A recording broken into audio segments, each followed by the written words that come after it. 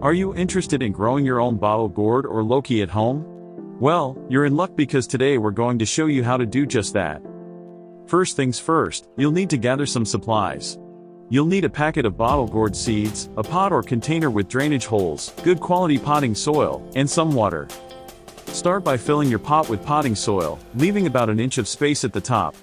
Then, create a small hole in the soil and place 2 to 3 seeds inside.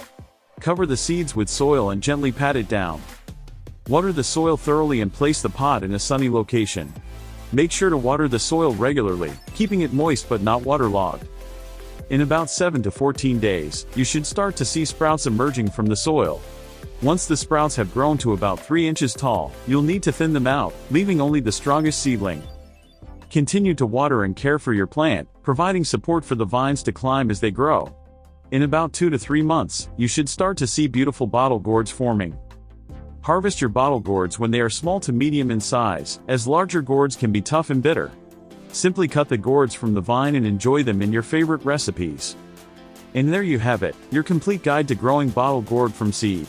We hope you found this video helpful. Thanks for watching and don't forget to subscribe to our channel for more gardening tips and tricks.